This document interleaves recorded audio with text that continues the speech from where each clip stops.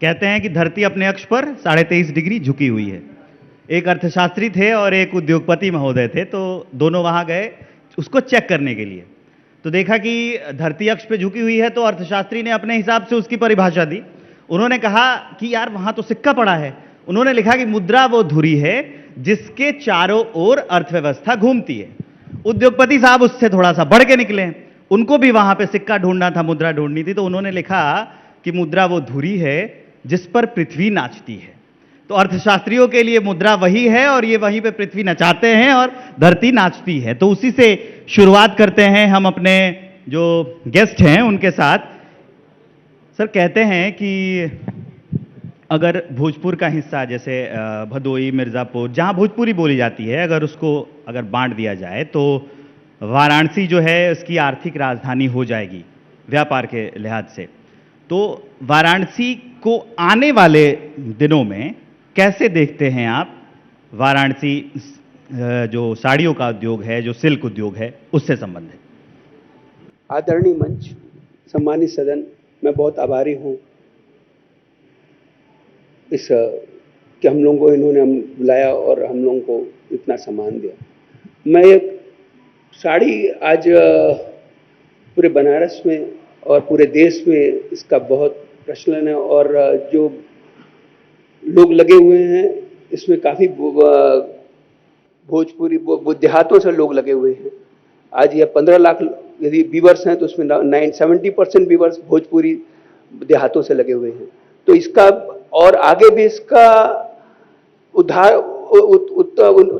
उन्नत हो रहे हैं और लोग इसी में और लगते चले जा रहे हैं। तो इससे साड़ी व्यवसाय से काफ़ी जुड़ा हुआ है और लोग इसमें बरोबर से अपना कार्य कर रहे हैं।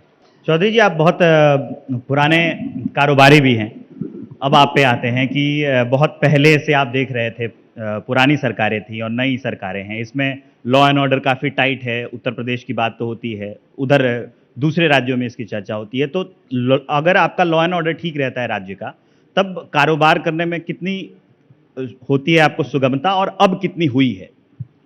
देखिए विवेक जी, सबसे पहले तो मैं सम्मानित हिंदुस्तान और एसोसिएट पार्टनर एबीपी को बाबा विश्वनाथ की इस नगरी में बहुत बहुत आभार और धन्यवाद करना चाहता हूं कि उन्होंने आज भोजपुरी वैभव एवं भोजपुरी का गौरव लौटाने का प्रयास किया।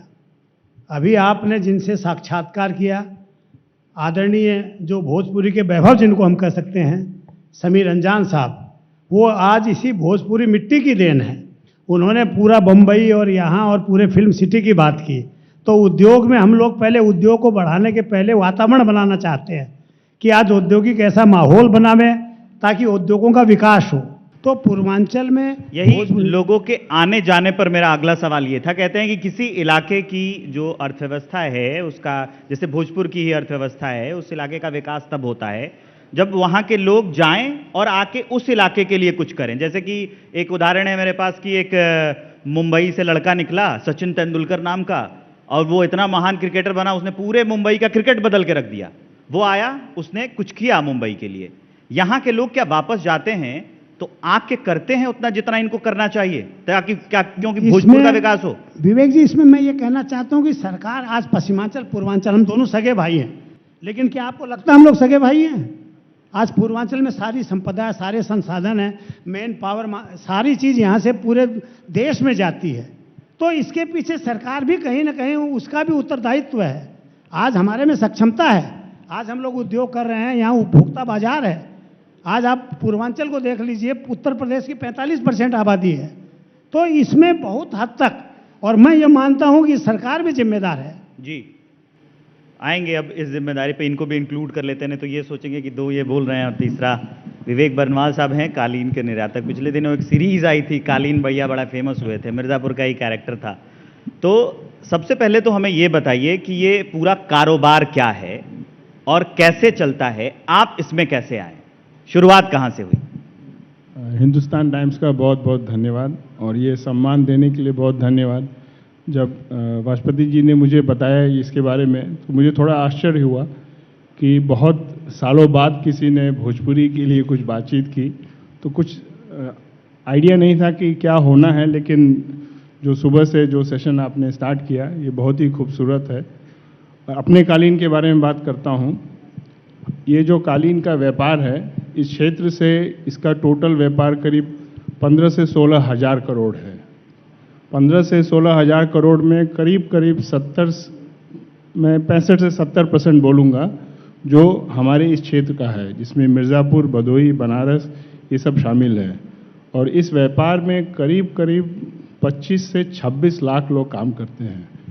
और आगे जो इसका अगर पूरी दुनिया की बातें करें इसमें, तो भारत का जो श्रेय है वो धीरे धीरे बढ़ रहा है।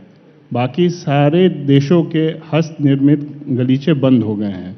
तुर्की, ईरान, चाइना, अफगानिस्तान, पाकिस्तान, ये सब जगह करीब करीब प्रोडक्शन बंद हो गया है। केवल भारत ही एक ऐसा देश है जहाँ पे हस्त निर्मित कालीन बन रहा है और उसका 70% हमारे क्षेत्र में हो रहा है। अब इसी पर आते हैं। बहुत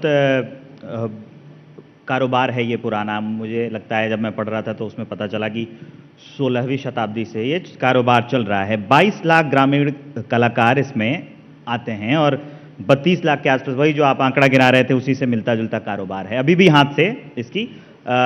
लेकिन जब इसमें आ जाते हैं मशीन, तब उन मजदूरों की समस्या का क्या? अगर आप व्यापार की नज़र से इसको देखेंगे तो हर चीज़ में मशीन है, चाहे साड़ी हो, चाहे प्लास्टिक का प्रोडक्शन हो, चाहे कपड़े हों या गलीचे हों। मशीन के बिना मनुष्य जीवन संभव नहीं है आज के समय में। लेकिन हस्त निर्मित जो व्यापार है, ये सरकार की बहुत सी नीतियां जो आई हैं पिछले 3-4 साल में, खासकर जैसे ODOP है, इस तरह से ये गांव-गांव में इसका व्यापार बढ़ना शुरू हो गया है जी। बहुत से व्यापार थे जो बंद हो गए थे, वो धीरे धीरे फिर से खड़े हो गए हैं। तो हाथ का जो व्यापार है ये कम नहीं होगा, बढ़ेगा। लेकिन सरकार की वो नीति को भी इसको मिला के चलना पड़ेगा, क्योंकि हमारा कंपटीशन अब हस्त निर्मित से नहीं है, हमारा कंपटीशन मशीन मेड से है। मशीन तो कालीन में भी है और मशीन बनारसी साड़ियों में भी है। तो अब आपके मशीन पे आ जाता हूँ। जब मैं इसके लिए रिसर्च कर रहा था तो एक साड़ी को बनाने में करीब, अगर हाथ से बनाते हैं बनारसी साड़ी अच्छी, उसमें डिज़ाइंस बनाए जाएं तो 20 से 30 दिन का वक्त लग जाएगा।